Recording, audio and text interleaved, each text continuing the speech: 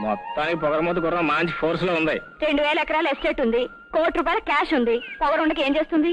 మనకే ఆ పొగర ఆ పిల్లది కాదు, ఆ పిల్ల అయ్యకున్న డబ్బుది. మా బాస్ కొడుకంతే, వాళ్ళ అయ్యకేం బాగా డబ్బు ఉంది, అది చూసుకునేది పొగరు. అంతేకాదు వాళ్ళ అయ్యి ఏమడిగితే తీస్తాడు వీడికి. ఇలా బాబు అంతే, వాళ్ళ ఇంట్లో కార్లు ఎన్ని ఉన్నాయో తెలుసా? వాళ్ళే కాక 7-8.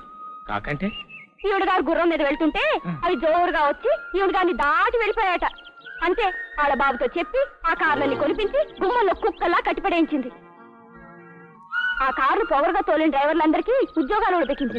అంతేకాదు వాళ్ళందరికీ గుళ్ళు గీయించి గుమ్మంలో నిలబెట్టుకుంది. వాళ్ళ సిగ్గులేదు? సిగ్గెందుకు? వాళ్ళకి 500 జీతం ఉంటే వీళ్ళ బాబు చేత మనిషికి 2,000 జీతం, 2 పూట్ల తిండి టిఫిన్ ఏర్పాటు చేసింది. ఇక వాళ్ళు ఎక్కడ పోతారు? ఈ దొరసాని గారు వచ్చినప్పుడల్లా good morning miss, good morning miss, good morning miss అని వంగి వంగి సలాములు చేస్తారు. డబ్బు కైపు సారా కైపు కన్నా ఎక్కువ. ఇక భజన మేళ ఇచ్చే నిషావం చూడు మహాప్రభు, దాని మజా అంతా ఇంత కాదు మనకు.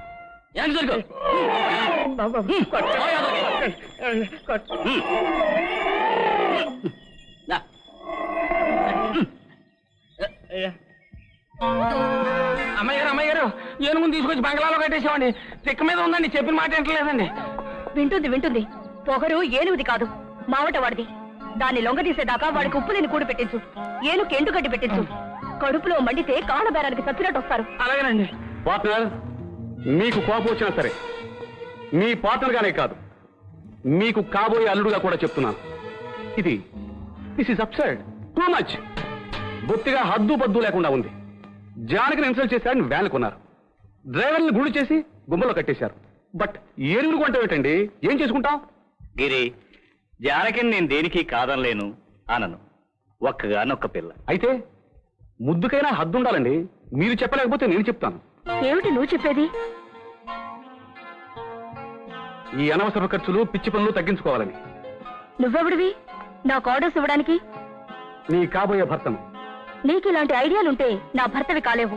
తప్పమ్మా, అలా అనకూడదు. పెళ్లికి ముహూర్తాలు కూడా పెట్టేశాను. పెడితే? జానకి ప్లీజ్ కోపగించుకో. ఊరికే సలహాగా చెప్పాను, డబ్బు కోసమే కాదు. నలుగురు నిన్ను పిచ్చి పిల్లని హ్యాండ్ చేస్తుంటే భరించలేదు. అంతే తప్ప నీ స్వేచ్ఛ కెనడు అడ్డు అను. మీ నాన్నగారిలాగే నేను నీకు ఫుల్ ఫ్రీడమ్ ఇస్తాను. నాకు ఫ్రీడమ్ ఇవ్వడానికి నువ్వెవడివి? అది నా జన్మ హక్కు, నా ఆస్తి. అమ్మా జానకి, ఆగమ్మా, ఒక మాట. తమ్ముడు కాస్త తగ్గు. నువ్వు వెళ్ళి ఇంకా రెచ్చగొట్టకు. పెద్ద ఆయన సర్ది చెప్తారు. అది కాదన్నయ్య, స్పీడ్ తగ్గించమని నీకు చాలాసార్లు చెప్పారు. ఆ అమ్మాయ గారాబంలో పుట్టి పొగరులో పెరిగిన పిల్ల. చూడు, పెళ్ళయ్యాక అల్లుడు అయినా కొడుకు అయినా నువ్వే కదా. అంచేత ఆ 3 ముళ్ళు పడే వరకు కళ్ళు చెవులు నోరు సమస్తం మూసుకోవటం మంచిది. ఓ బిడ్డను కూడా కనేదాకా ఆగితే ఇక ఢోకా లేదు. ఆ తర్వాత తమ చిత్తం, నా భాగ్యం. నీ భాగ్యానికి ఏ లోటు? ఆవిడ వెనక డబ్బు సంచులు పట్టుకుని కట్టలు కట్టలు ఖర్చు పెడతావు. అయ్యా నేను ఒట్టి సూది లాంటి వాడిని. అదేమిటి? అందరికీ బట్టలు కుట్టి ఇచ్చే సూది తన గుడ్డలు లేకుండానే ఉంటుంది కదా. అందరికీ బట్వాడా చేసే నేను అంతే.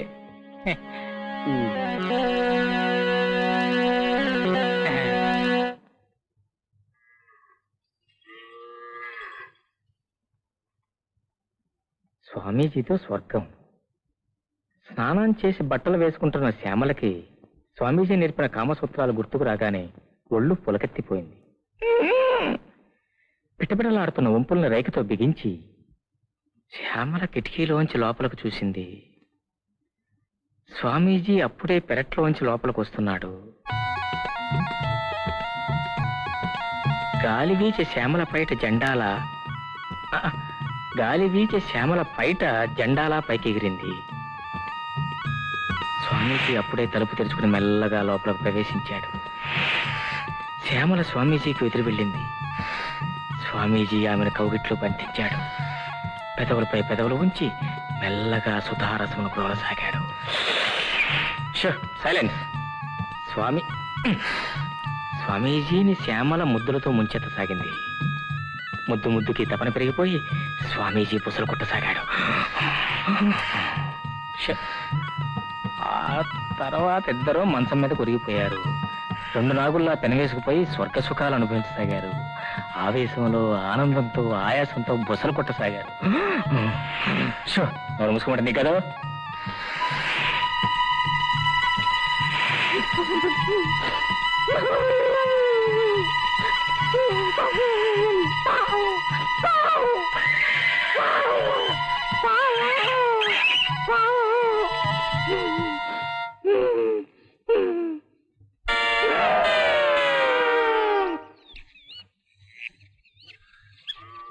అమ్మాయి సీత, ఓ వత్తమ్మా. నీ పేరు సీత? కాదు గీతాయే. నాన్నగారు కాఫీకి వస్తారు, ముందు పాలు తీ. పాల ఓహే.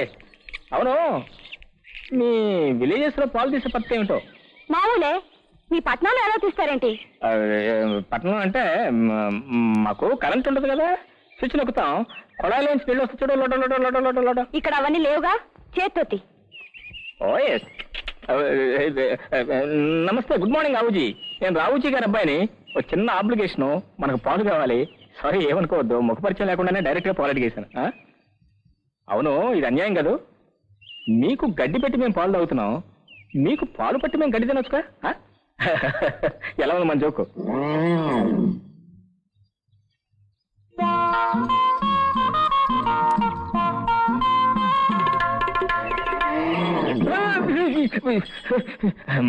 మేడం మేడం ప్లీజ్ హెల్ప్, త్వరగా పాలిచ్చేసింది.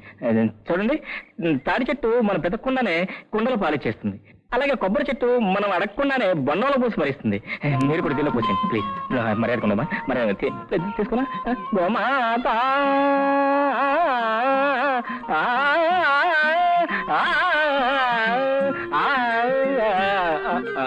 పితుకుతా పితుకుతా పాలు పితుకుతా. సరేలేండి, వెరీ సారీలండి, వెరీ వెరీ సారీలండి. గోమాత గారు త్వరగా పాలు ఇచ్చేయండి, మన పరుగు పోయేటట్టు త్వరగా పాలు ఇచ్చేయండి.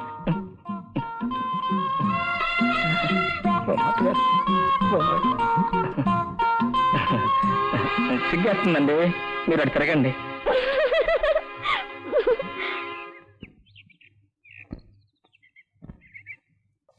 అక్కా అక్కా, జాకీ ఏడి? జాకీ ఏమిట్రా ఒడ్డుకోసి పేరెట్టినట్టు? మరి ఏమని పిలవాలి? బావా అని పిలు. బావా? అవును, బావా. ఓ, అక్కయ్య గారు ఆ రూట్ లో వస్తున్నారా?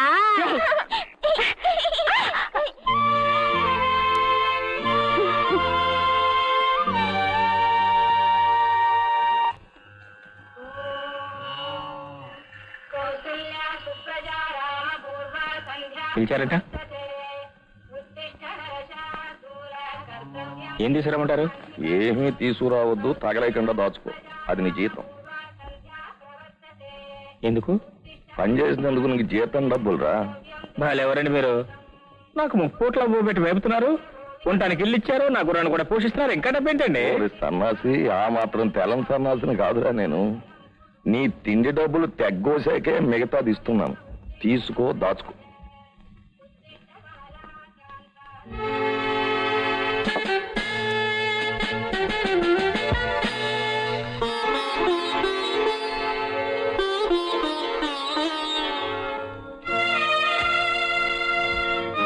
ఏమిట్రా నీ నస? ఇందాక వద్దన్నావు, ఇచ్చింది చాలదనా? అదే చాలా ఎక్కువ ఇచ్చేసారని సంబరంగా ఉందండి. ఏమిటో ఆడతా పాడతా మీ పిట్టలో పెట్టగా తిరిగినోడికి ఒక్కసారి ఎంత డబ్బు.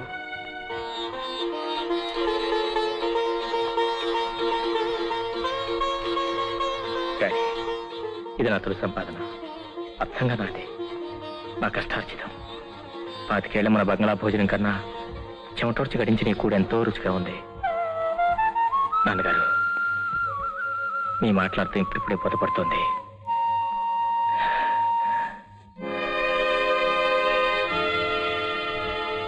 Thank you Raji.